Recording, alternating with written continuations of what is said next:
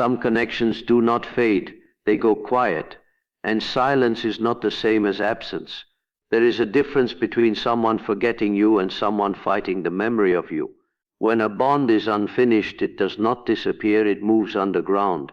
It sinks into the deeper layers of the mind where thoughts become feelings, and feelings become pressure. That pressure builds, it demands release. Right now, something unspoken is trying to surface. You may have felt it, a sudden thought of them out of nowhere, a dream that felt too real, a wave of emotion that made no logical sense. These are not random, they are signals.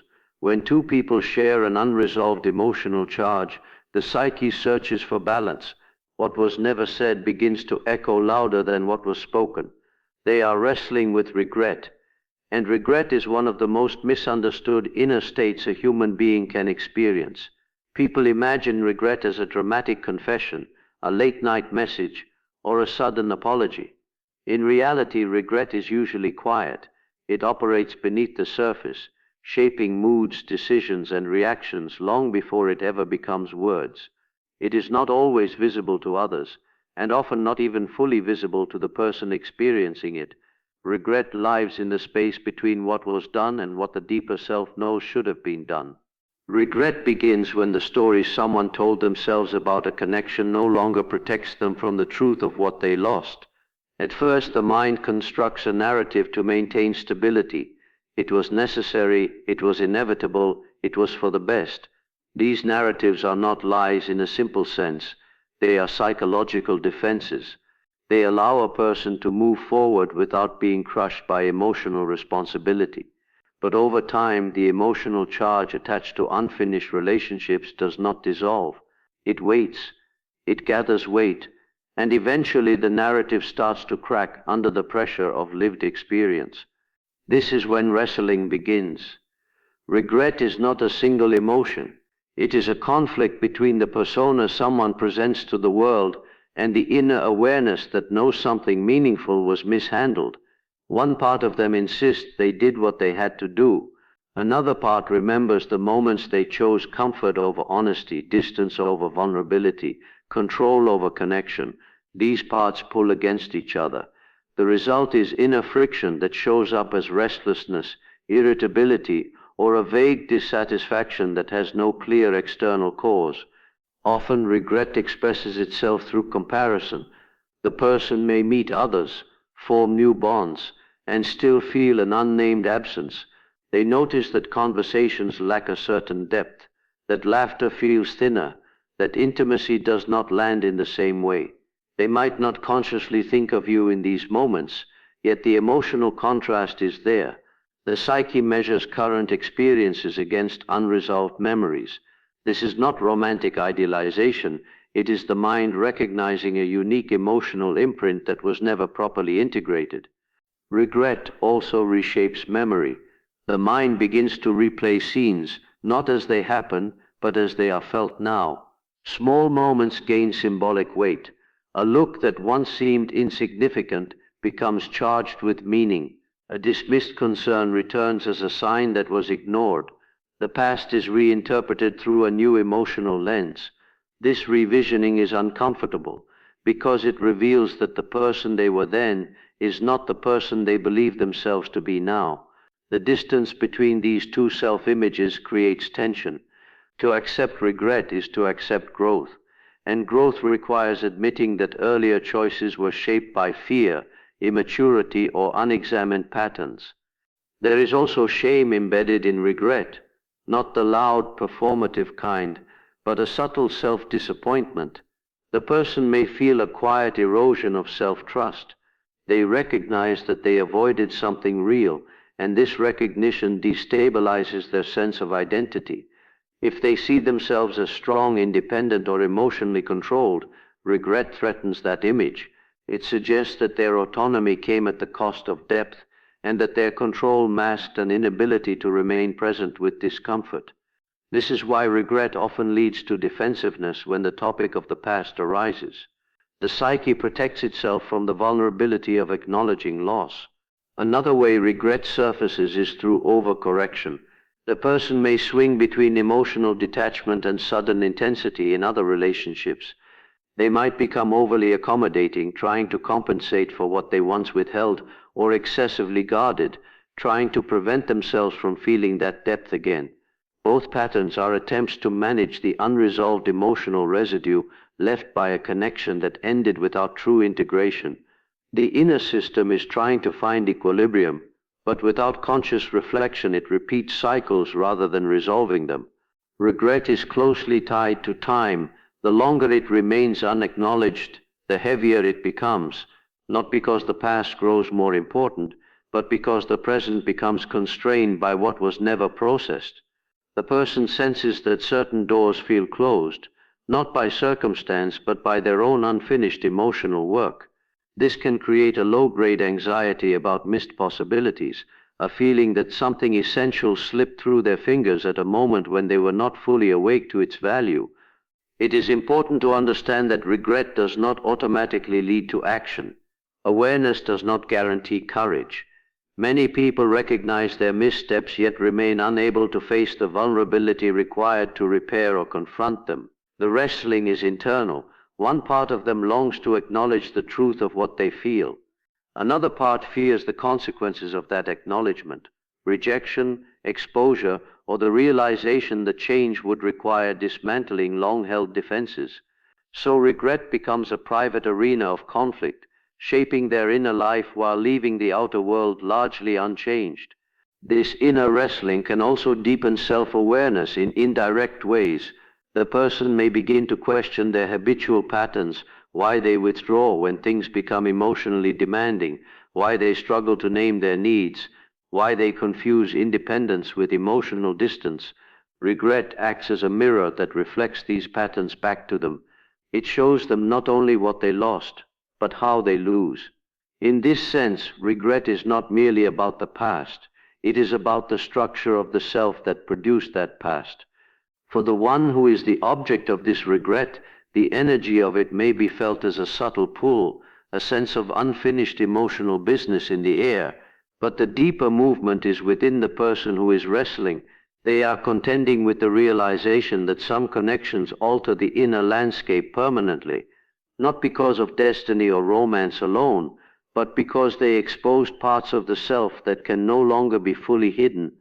Regret emerges where the psyche recognizes that it once stood at the edge of a deeper truth about itself and turned away. Their feelings did not disappear, they went unconscious, and this distinction changes how emotional absence should be understood. What vanishes from awareness does not vanish from the psyche. The mind has the capacity to remove emotionally charged material from the field of conscious attention when it becomes too threatening, too destabilizing, or too painful to hold in direct awareness. This is not forgetting in the simple sense. It is a protective relocation of feeling from the surface of the mind into deeper layers where it can continue to influence perception, behavior, and emotional tone without being openly acknowledged. When someone says they no longer feel anything, this often reflects a shift in awareness rather than a genuine extinguishing of emotion. The conscious mind narrates a story of closure, moving on, or indifference, because these narratives provide psychological relief. They allow the person to function without being flooded by unresolved longing, guilt, or vulnerability. But the emotional system operates by different rules. It retains imprints of significant bonds because those bonds shape the inner organization of meaning, safety, and attachment. Feelings connected to such bonds are not erased, they are dissociated. Once feelings move into the unconscious, they begin to express themselves indirectly. They surface as moods without clear origins, as attractions to familiar emotional patterns, or as aversions that seem irrational. The person may feel inexplicably drawn to people who carry echoes of the original connection, or they may feel unusually irritated by traits that mirror unresolved dynamics from the past. These reactions appear spontaneous, but they are structured by the emotional residues that were never integrated consciously. The unconscious does not speak in direct language. It communicates through symbols, dreams, slips of attention, and repetitive relational patterns. A person may dream of situations that mirror unresolved themes without dreaming of the person themselves. They may feel sudden waves of nostalgia triggered by sensory cues like music, places, or scents. These are not random. Sensory memory has a privileged pathway into the emotional brain, bypassing rational filters and reactivating stored affective. In such moments, the buried feeling briefly rises toward awareness, often surprising the person who believed they had moved on. This unconscious persistence of feeling also shapes self-image. The person may construct an identity around being unaffected, self-sufficient, or emotionally detached. This identity functions as a defense against vulnerability, but the very rigidity of this self-concept signals the presence of what it is designed to keep out. The stronger the insistence on indifference, the more likely it is that there is something meaningful being defended against. Emotional numbness is rarely neutral. It is often a byproduct of effortful suppression. Over time, suppressed feelings exert pressure. They seek expression because unintegrated emotional energy strains the internal system. This pressure may appear as restlessness, boredom, or a sense of emptiness that external achievements cannot satisfy. The person may attempt to fill this emptiness with stimulation, productivity, or new connections, yet still experience a subtle dissatisfaction. The psyche recognizes that something essential remains unresolved. This recognition does not always take the form of clear memory. It is felt as a lack of depth in present experiences, as if something important is missing from the emotional palette of life. The unconscious storage of feeling also influences how a person relates to intimacy. When a bond ends without emotional integration, the psyche may associate closeness with loss or overwhelm. As a result, future connections are approached with caution.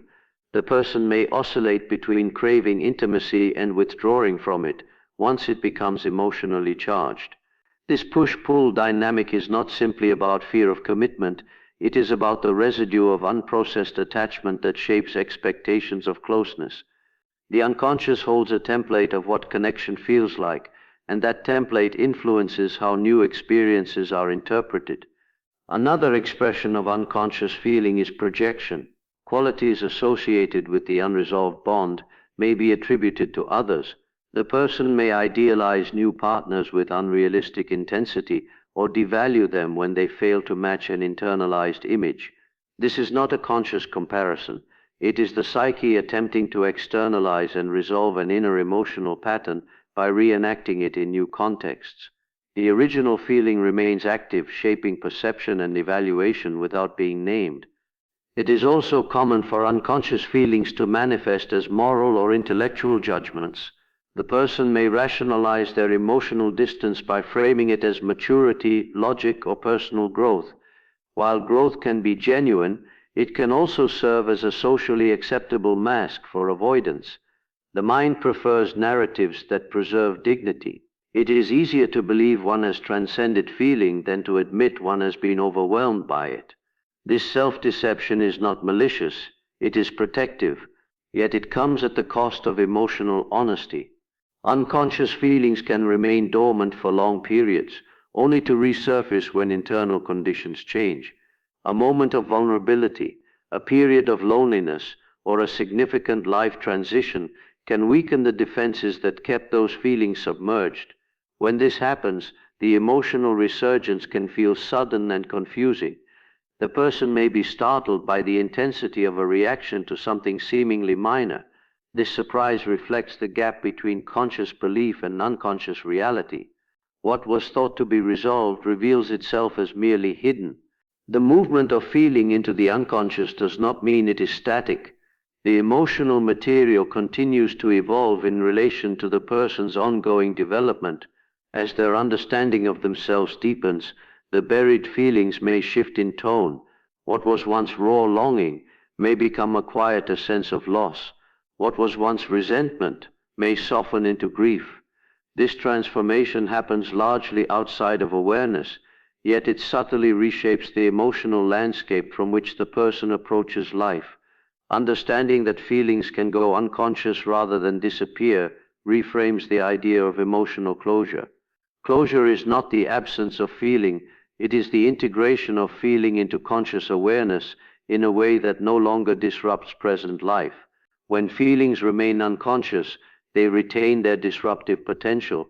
They continue to organize behavior from behind the scenes, influencing choices, reactions, and relational patterns without the person recognizing their source.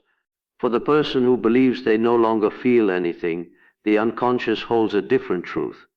The psyche remembers what the conscious mind prefers not to hold. It carries the emotional imprint of connection, because that imprint contributed to the shaping of the inner world. Feelings become unconscious when they threaten the stability of the self-image or the strategies the person uses to navigate the world, and they remain there until the inner structure is capable of holding them without fragmentation. They are being pushed toward a truth they can no longer ignore, and this pressure does not come from the outside world as much as it arises from within their own inner structure. Human beings can avoid many things, but they cannot indefinitely avoid the consequences of their own psychological patterns. When a truth is resisted for too long, it does not vanish, it accumulates force. The psyche has a self-regulating tendency, and when imbalance persists, inattention grows until awareness is compelled. This compulsion is rarely gentle. It is experienced as unease, contradiction, and a growing sense that one's familiar ways of interpreting life are no longer sufficient. At first, this pressure may appear as discomfort without a clear cause. The person may feel restless, unsettled, or vaguely dissatisfied with circumstances that once felt acceptable. Achievements that once provided reassurance now feel hollow. Distractions lose their effectiveness.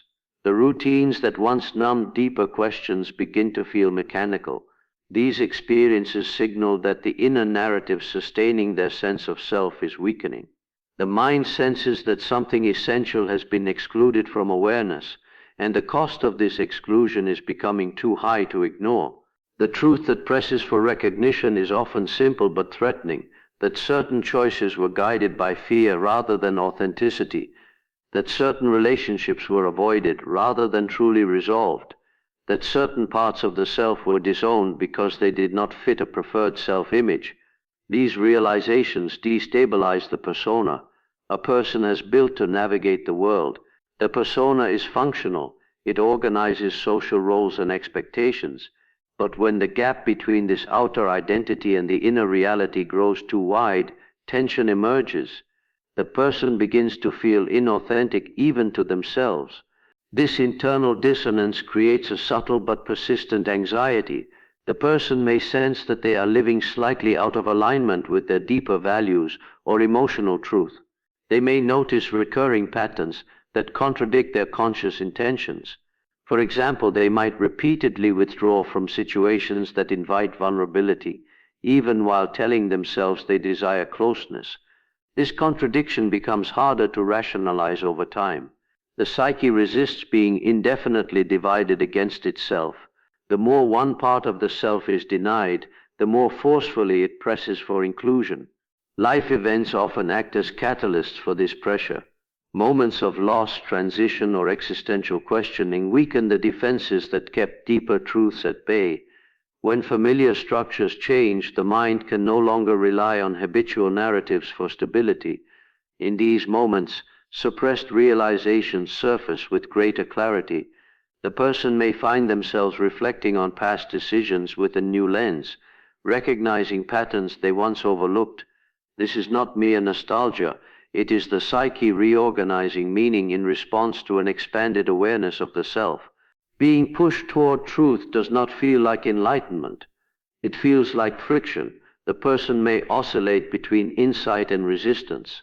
One moment they sense the clarity of what needs to be acknowledged. The next, they retreat into old explanations. This back and forth is the wrestling of the psyche with its own evolution. Change threatens established identities, and identities are emotionally charged structures. Letting go of an outdated self-concept can feel like a form of loss, even when the new understanding promises greater wholeness. There is also a moral dimension to this process. The truth that presses forward often carries implications about responsibility. Recognizing one's own role in relational outcomes, emotional distances, or missed opportunities can provoke discomfort. It challenges the tendency to frame the self as purely reactive to circumstances. To acknowledge agency is to accept that different choices were possible. This recognition can evoke guilt or sorrow, but it also opens the possibility of greater self-honesty. The psyche is not punishing the person with this awareness. It is inviting them into a more integrated sense of self. As the pressure intensifies, defenses begin to show cracks. Rationalizations feel thinner. The stories that once justified avoidance lose their emotional conviction. The person may catch themselves repeating explanations that no longer persuade them.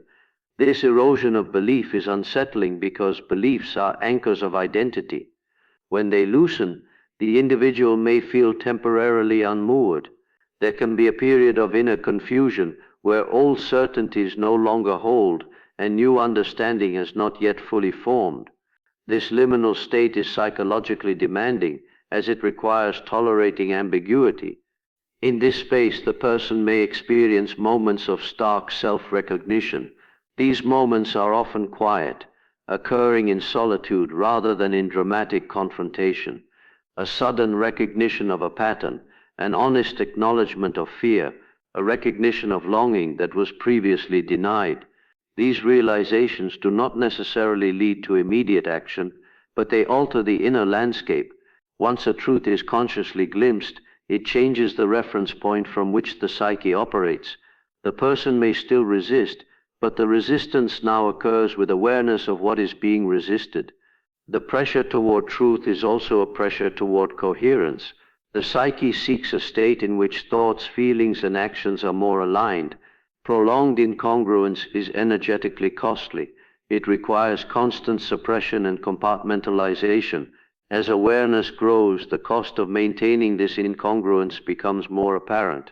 The person may feel fatigued by their own internal contradictions. This fatigue is not physical. It is the exhaustion of sustaining a divided inner world.